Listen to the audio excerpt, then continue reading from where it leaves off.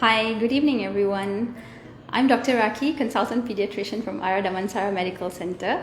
Welcome to my live session on a Friday night. Today's topic is COVID-19 and its effect on industry, businesses, from an entrepreneur's perspective. So I've got with me Dr. Rajiv Bhanot, who will be talking about all of this. Let me just add him in. Dr. Rajiv, just give me a minute.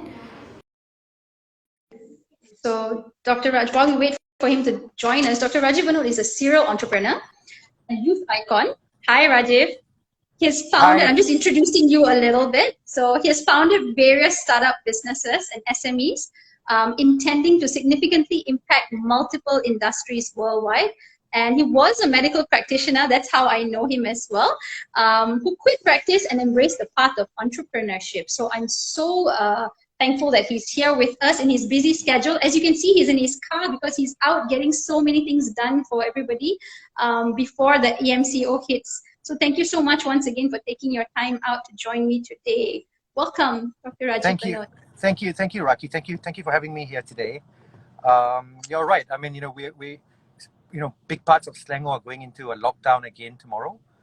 So we had scheduled, a little, to assist in a food delivery here in Subang. And, I think there were about 200 families that requested help.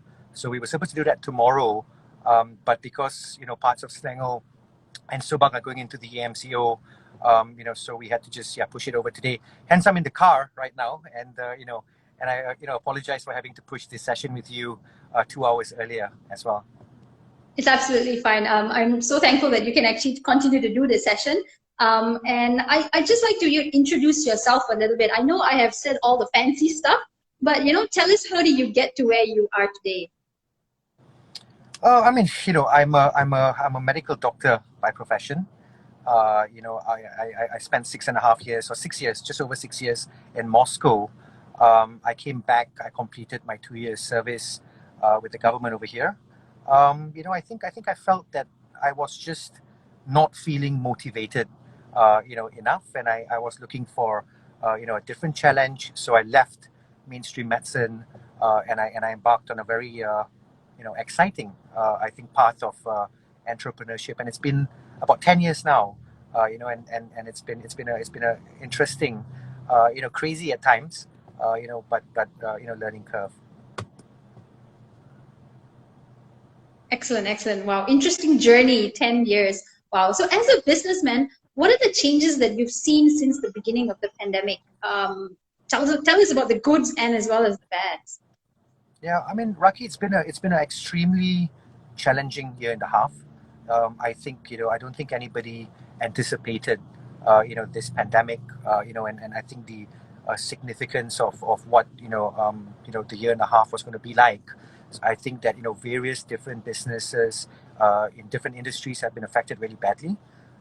We have gone into our third MCO here in Malaysia, and I think MCO 3.0 is the one that is really, I think, the final nail in the coffin for a lot of business owners.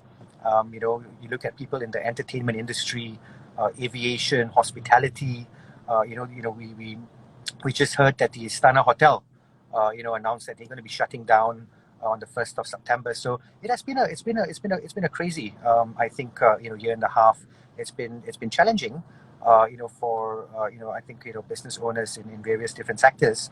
But at the same time, I think it's also a time for us to reflect on our business strategies, and I think the ability to adapt, right? I think I don't think COVID-19 is going to be leaving anytime soon. We're seeing lots of cases where people who have been vaccinated and they've completed their 2 doses of vaccination, and they seem to be getting COVID as well. There's this new Delta variant that seems to be quite aggressive. So I think as a business owner, the sooner we realize that the pandemic is here to stay, the sooner we realize that COVID-19 is not going to disappear miraculously just because of the vaccine. I think it's also about then trying to see how we can adapt our businesses to be in sync with the current climate.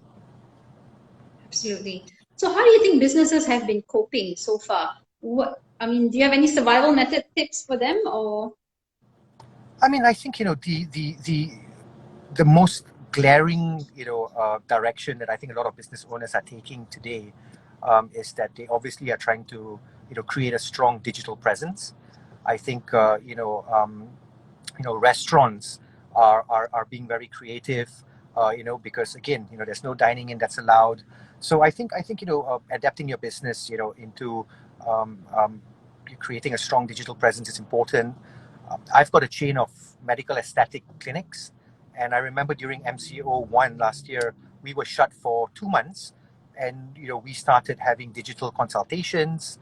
We started building our digital marketing team, and I mean the only way businesses are going to survive is by maintaining a positive and a healthy cash flow, right? And I think this is why with the lockdown having prolonged so much, I think many people put aside enough cash flow for say 6 months, but a year and a half Yeah. is a stretch. And I think we're starting to Yes. really see business communities being affected really, really badly. And this is why I hope we can start seeing policy, or some sort of direction, I think, coming from the government that could at least allow business owners to plan ahead. Do we need to prepare for another 2 months of there being a lockdown? Is this going to last for another 6 months? And I think it is getting quite scary, I think, for Yeah. a lot of business owners out there. Do you think what the government has in place, like the moratoriums and the small help here and there, do you think that has helped in some way over the past 1.5 years? I mean, it's not for me to judge, but I think that it is, the rest of the world is opening up. I've got friends of mine in the States. We've been watching Euros, right? Yeah. Over the past couple of weeks, stadiums are packed all over Europe. People are out and about. Restaurants are booming. Yet we are heading in the direction of yet another total lockdown over here. So I don't think that the direction is very encouraging. At the moment now. We've been getting daily reports of suicide cases in this country. Yeah. It's been, I think it's been unprecedented. It's not something Yes. that we have seen before this. So I think the issue is very real. I think the problem is something that we cannot just sweep under the carpet. And I think I mean, yes, bank moratoriums and stuff are going to help for sure, but it's not a sustainable solution to the problem that Okay. we're being faced with at the moment now. Absolutely. And it's interesting that you mentioned having an online presence. So what are the businesses that you think have thrived during these periods? Well, I mean, in any time of when there's a pandemic, when there's war, when there's when there are issues and when there's a crisis, I think there are certain industries that do thrive. We've seen how, for example, in Malaysia, we've seen how the glove manufacturers, right? Absolute, Top Glove, Supermax, Hartelega. I mean, their share price, went up. I think almost 10 times during the time of the Yes, crisis. absolutely. It'll be a great time to be a manufacturer of a vaccine at the moment now. I think that's but I mean, so yes, you do have very isolated, I think, industries that I think have thrived during this pandemic. But in general, I don't think the pandemic has done any good for businesses or the business community or the economy. And I think what fears me most is that once we get out of the pandemic, I think the real crisis, which is the economic crisis, this is one that is going to need, a proper sort of strategic direction, to get out of, and I think we need to have strong, decisive governance, to get us out of this, economic crisis that is going to be overshadowing. I think the impact of that is going to be far more devastating than this COVID-19 pandemic. So do you foresee a change in business strategies for the future post-pandemic? Do you see like businesses going into a different mode? Like, okay, like you said, there has to be something more sustainable. So do you foresee more changes in the future? I think so. I think if you talk about again, let's just say we were to look at, say, the F&B industry, right? We're starting to see a lot of cloud kitchens that are coming up. a few very exciting cloud kitchen startups, I think, have rolled out during this time of the pandemic. I think people are going to start trying to reduce their exposure. I think financial exposure when it comes to running a business, it doesn't really require too much to start your own business at the moment now. I think the internet, social media, the connectivity, has made it a lot easier for us. Yes. You can start. You can sit at home today. There have been a lot of very enterprising businesses that I think have also started during this time of the pandemic. People are using their social media platforms, to get their businesses out there. So I think starting a business doesn't require you to have a huge team. It doesn't require huge a sort of capital injection. And I think businesses can start with technology that is available today very easily. Absolutely. And I'm going to give myself an example. Like before this, there was no way I'd go on social media. And today here I am, having talks every day and trying to get my presence out so that people get the right information from the right people who are in authority.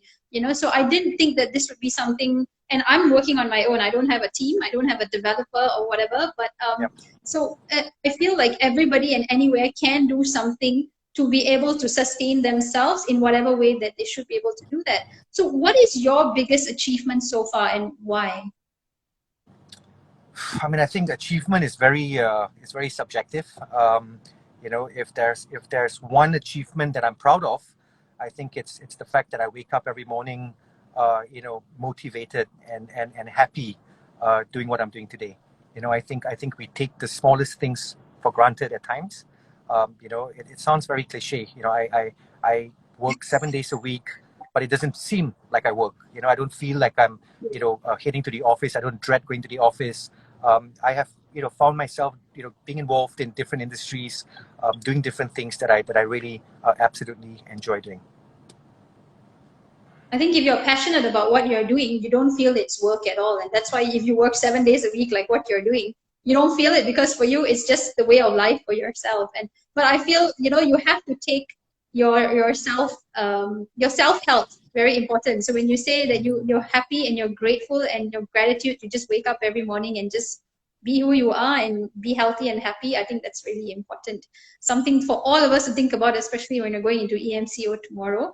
So what's your advice or tips to young entrepreneurs out there who may want to just, do something and maybe follow along the path of what you've done? I mean, I think I've said this a couple of times before, and I'm going to say it again. I think if there are individuals out there who are thinking of heading down the path of entrepreneurship, then my advice would be just to do it. Get it off the ground, get your ideas off the ground. Don't overplan. I think a lot of times what happens is that we spend so much time trying to create the absolute perfect business model. We're trying to have the perfect access to market, the best digital strategy out there. I think just get your business off the ground, get it started, learn, right? As you go along the way. I mean, it's been such a amazing 10-year journey, of learning for me as well. Like I said, we have got enough technology. We've got apps available now, to make businesses move forward very quickly. So my advice would be just don't stop over planning, and just get it off the ground. Absolutely. Wonderful, wonderful, wonderful thoughts there. We've got a question earlier that came about. Dr. Rajiv, please tell me how to open an aesthetic clinic. So Dr. Rajiv has gone into many things, and aesthetic is one of them. So do you want to maybe give them a very quick answer?